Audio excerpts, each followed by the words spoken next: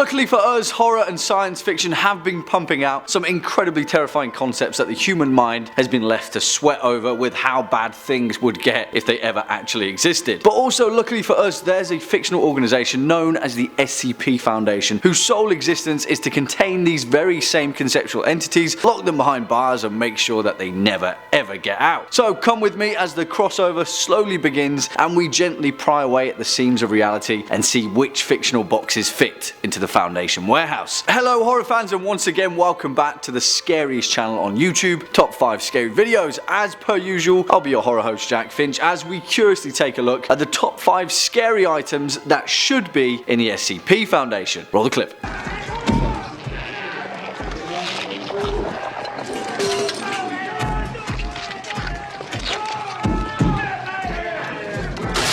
For the curious amongst you, that clip was from John Carpenter's 1982 cinematic masterpiece, The Thing, which may or may not be on this. Oh, who are we kidding? It's The Thing. The SCP Foundation probably already has a protocol in place to contain it once it resurfaces, inevitably again in Antarctica. And rightly so. Trust no one. Kicking off at number 5, Dren from Splice.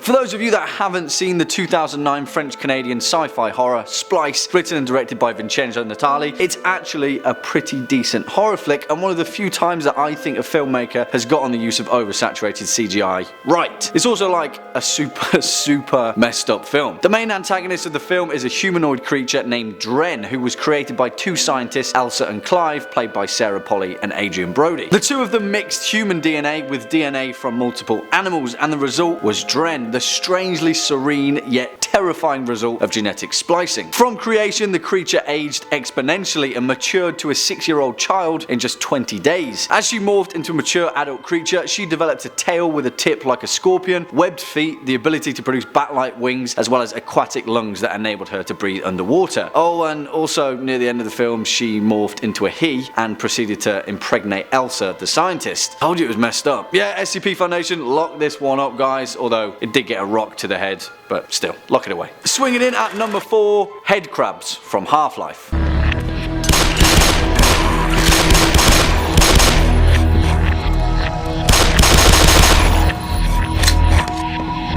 And forget these guys because I hate headcrabs. If you've ever played Half-Life or Half-Life 2, you'll understand the deep, dire dread of hearing a scuttling "ree" coming from the end of a corridor. It's a headcrab, and they're gonna annoy the hell out of you whilst trying to feast on your brain. Known humorously as headhumpers, the headcrabs are omnivorous, parasitic creatures, widely considered one of the most iconic creatures in the Half-Life series. Hailing from the borderlands known as Zen, they exist purely to latch themselves onto a host and take over their motor functions, resulting in headcrab zombies. Although there is some upside to it and a potential chance for the SCP Foundation to utilize these terrifying little guys for the better. Because as Half-Life 2 pointed out, headcrabs can actually be domesticated, as seen with Lamar, the headcrab affectionately named by Isaac Kleiner, a research scientist for Black Mesa. Headcrabs can actually be debeaked, rendering them unable to break into a host's head. This also suppresses their parasitic instincts, and perhaps the SCP Foundation would be willing and able to kit their scientists out with friendly, cute little headcrab pets. No, forget that, I hate them. Next up at number 3, Parallax from DC Comics.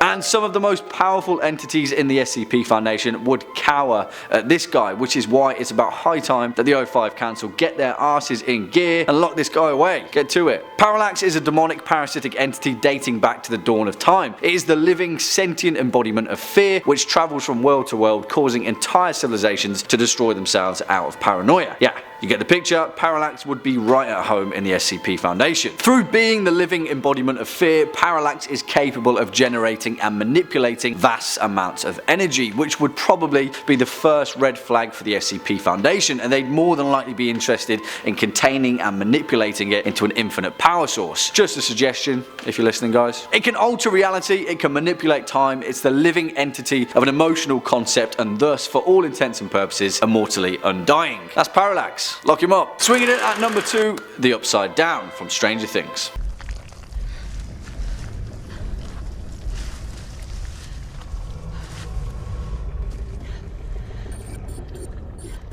Let's not sugarcoat it, the Upside Down is incredibly similar in nature to several concepts already floating around in the SCP Foundation sphere of influence, but that's no excuse to ignore the encroaching terror of the fictional Veil of Shadows. As the show so brilliantly explained, the Upside Down is an alternate dimension existing in parallel to the human world, as in unfortunate individuals such as poor Will Byers can involuntarily slip in between the two. Most of, if not all, of the flora and fauna present in the Upside Down are linked together in a hive mind controlled by the Mind Flayer, which essentially forms a massive dimensional superorganism, some of which results in a species of strange humanoid predators as seen in Season 1, dubbed Demogorgons. After the end of Season 2, we understand that the gate connecting the two dimensions was supposedly severed, but it's the interaction that the show's main characters have with the Upside Down that would be a source of curiosity for the Foundation. Think about it, the highest stakes set out in the show are the fact that no one is really willing or able to explore this terrifying new dimension. They just want to get their friends out and survive, except Barb. Poor Barb. Imagine what the Foundation would do with the strange extra-dimensional resources at their disposal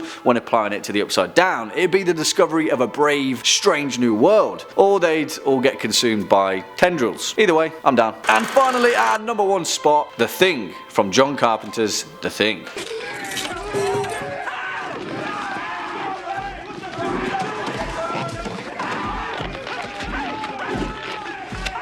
Which, as regular contributor to the Foundation Shaggy Dreadlocks claimed, was a potential project that he was already working on for his newest addition to the SCP archives. The Thing embodies everything that the SCP Foundation is about: sound science, an alien life form, and a completely terrifying evolutionary concept, and it slots in perfectly right between the likes of SCP-2075 and SCP-610. The Thing is an extremely hostile, shape-shifting extraterrestrial organism that has the ability to assimilate other life forms in order to survive and spread itself. As the 1982 film alludes to, the original physical characteristics of the Thing are unknown, and it could have assimilated hundreds, if not thousands, of other species before it crashed on Earth. And that's definitely what would happen if it ever got loose, which is exactly why the Foundation would need to contain it. After the Thing has assimilated an organism, it is capable of imitating them exactly down to their memories, characteristics, and even mannerisms. When a part of the Thing becomes cut in two, both of those pieces become their own creatures and operate separately. It's a science fiction horror concept that continues to propagate its way across the genre, just like the amorphous, hostile alien life form that it is. And it'd be right at home, locked away in the SCP Foundation, safe and sound. Well, there we have it, folks, our top 5 list of the scariest items that should be in the SCP Foundation. I say should in the vague hope that one day they'll be locked away and we'll all be safe and sound. Why don't you let us know your thoughts in the comment section down below. Before we depart, let's read out some of your more terrifying comments from over the past few days. First up, Ron Barks says, I want to know,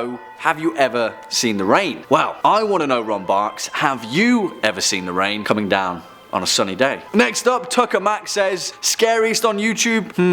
Scary-ish, but not the scariest, mate. Wow, Tucker Max, that was one hell of a 3rd-degree burn, buddy. Spitting straight fire. Keep it up, pal. Well, unfortunately, folks, that was too much for me to handle, so we've all got to walk away and forget whatever was said. If you're a fan of this particular list, make sure to hit that thumbs up button, as well as that subscribe bell, or we'll be seeing you in the next one. As per usual, I've been your horror host, Jack Finch, on the Scariest channel on YouTube, top 5 scary videos, and until next time, you take it easy.